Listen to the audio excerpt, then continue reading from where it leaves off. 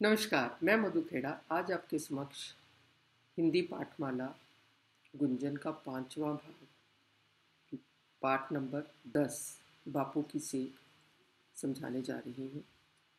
बापू नाम से तो आप जान ही गए होंगे। महात्मा गांधी जी को बापू भी बोलते हैं। उन्होंने सारा जीवन अपने समाज की सेवा की और सत्य पर चले। आज उन्हीं की दो कहानियाँ मैं आपको समझाऊंगी। पहली है समय का महत्व। गांधी जी को भारत, भारतवासी और भारतीय भाषा से विशेष लगाव था। वह समय का पालन कठोरता से करते थे। उनका मानना था घड़ी में सबसे महत्वपूर्ण सुई सेकंड और मिनट की होती है। यदि हम समय की छोटी इकाई का महत्व नहीं देंगे तो घंटों, महीनों और दिनों के महत्व से अनभिज्ञ रहेंगे। अनभिज्ञ बना अनजान रहेंगे।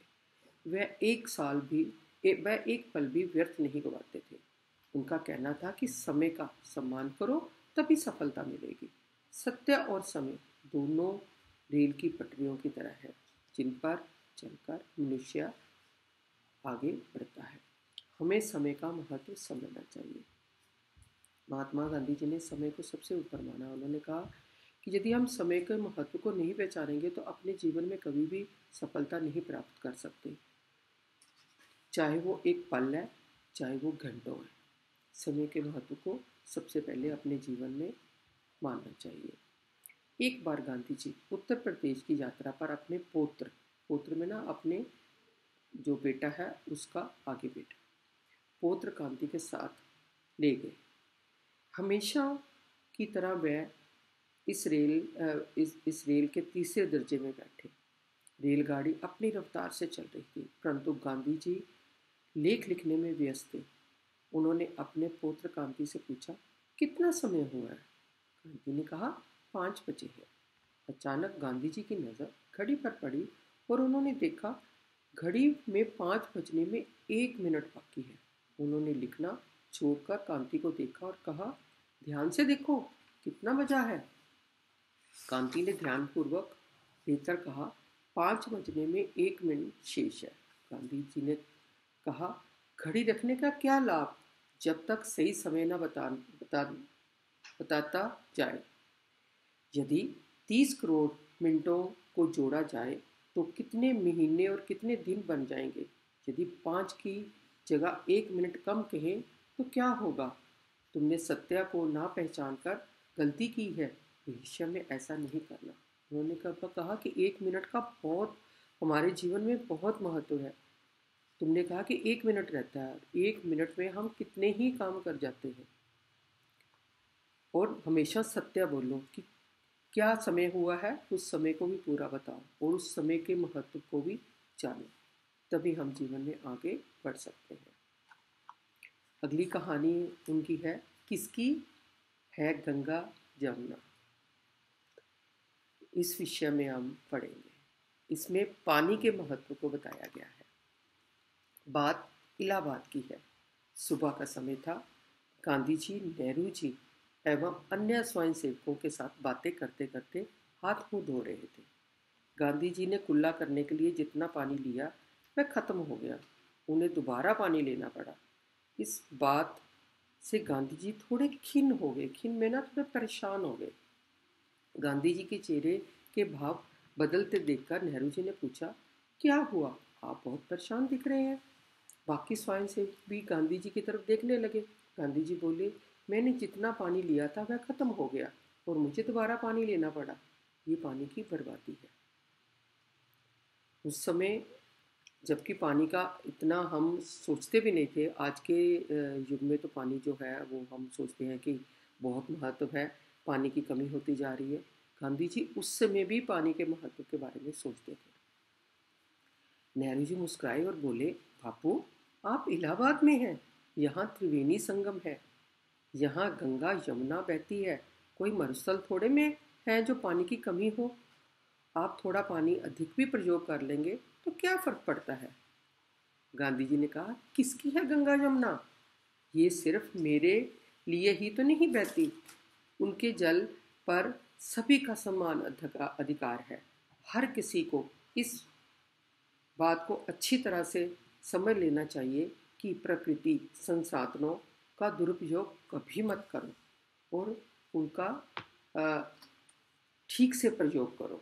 कोई चीज़ कितनी भी प्रचुरता में मौजूद हो, हमें उसे आवश्यकतानुसार ही खर्च करना चाहिए।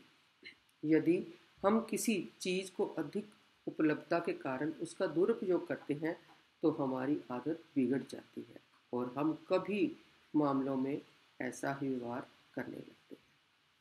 हम सारे जितने भी हमारे बातें होती है उनमें भी हम वैसा ही सोचने लगते हैं। उन्होंने कहा कि यदि आपके पास कोई चीज़ अधिक है तो ये नहीं कि हम उसका गलत प्रयोग करें कि हमारे पास तो अधिक है, हम इसका अधिक से अधिक प्रयोग कर सकते हैं, परंतु कभी तो वो ख़त्म हो जाएगी। तो उन्होंने कहा गंगा जमुना जो है उस पर सब व्यक्तियों का, पूरे भारत का अधिकार है। वो प्रकृति के द्वारा दी गई हमें चीज़ें हैं, उसका हमने दुरुपयोग नहीं करना, उनका हमें सदुपयोग करना है और पानी के महत्व को जानना है। जीविका उपार्जन में खद्दर की उपयोगिता। जीविका उपार्जन में ना अपने जीवन में हमें खद्दर की क्या आवश्यकता। खद्दर जो है एक कपड़ा है जो हाथ से बनाया जाता है। पहले सूत को कता जाता है यहीं से और फिर सूत कत के उसका कपड़ा बनाया जाता है। खद्दर एक ऐसा कपड़ा है जो आप गर्मियों और सर्दियों दोनों में ही पहन सकते हैं और गांधी जी ने ऐसा ही किया। उन्होंने अपने जीवन में खद्दर का ही प्रयोग किया। गांधी जी खद्दर को भारत की आत्मा कहते थे। वह आधुनिक उद्योगों का अपेक्षा लघु उद्योगों की प्राथमिकता देते थे। लघु में ना छोटे व्यवसाय, कहते बड़े बड़े व्यवसाय तो बहुत चलते हैं, छोटे छोटे व्यवसाय जो होते हैं वो जीवन में बहुत ज़रूरी है, जिससे छोटे छोटे गाँवों में, छोटे शहरों में लोग जो है अपनी जो है जीवन की रोजी रोटी कमाते हैं। यही कारण था उन्होंने जीवन भर सूत कातने और खद्दर बनाने का अभियान जारी रखा। उनका मानना था कि इस हाथ से सूत काटने से एक तो लोगों को काम मिलेगा और दूसरी अपने हाथ से बनी हुई वस्तुओं का आनंद मिलेगा। तो उन्होंने कहा कि छोटे छोटे जो उद्योग है वो हमारे जीवन में बहुत ज़्यादा लाभकारी है। ऐसे ही एक दिन गांधी जी स्वास्थ्य लाभ के लिए बेंगलुरु गए। तो उन्होंने उनसे जब वो बेंगलुरु पहुँचे तो उनसे मिलने के लिए बहुत सारे लोग आए। उनसे मिलने के लिए विद्यालय की कुछ लड़कियां आई। गांधी जी उनसे बोले, क्या तुम लोग खद्दर के बारे में कुछ बता सकते हो? तुम्हें कुछ पता है उसके बारे में? तो उनमें से एक लड़की ने हंसते हुए कहा, खद्दर का अर्थ है कपड़ा। वह बोले, किस प्रकार का कपड़ा? थोड़ी देर चुप रहने के बाद दूसरी लड़की बोली, खुरदरा सा कपड़ा। गांधी जी ने कहा, सूत का हाथ से बुना हुआ कपड़ा ही खद्दर कहलाता है। सूत जो रुई से हम उसको काटते हैं और उससे वो फिर कपड़ा बनता है, तो उसको खद्दर बोलते हैं। अच्छा बताओ, इसे पहनने से क्या लाभ होगा? एक लड़की ने बोला, ये मजबूत होता है। एक अन्य लड़की ने कहा, ये शिगर ही साफ हो जाता है। शिगर में जल्दी से इसकी सफाई हो जाती है, धोए तो फटाफट साफ हो जाता है। गांधी जी बोले, इसे इसलिए पहनना है क्योंकि खद्दर सूत से बनता है और सूत कौन काटता है? सूत को बनाता कौन है? अमीर या गरीब लोग? इसे गरीब लोग काटते हैं।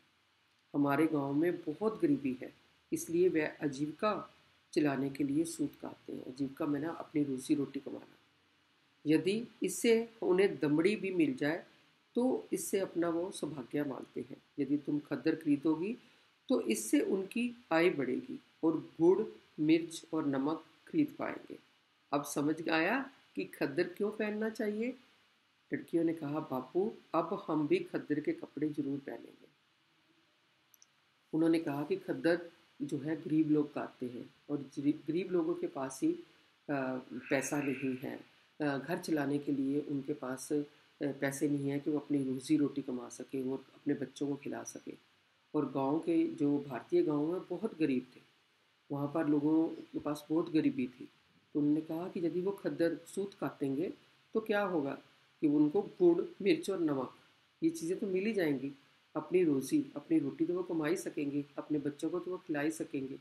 इसलिए हमें ज़्यादा से ज़्यादा खद्दर खरीदना चाहिए। जितना खद्दर हम खरीदेंगे उतने पैसे गांव वालों के पास आएंगे। तो लड़कियों ने कहा, अच्छा ये तो बहुत अच्छी बात है, हर किसी को खाना मिलेगा, हर कोई अपनी जीवन को चला सकेगा।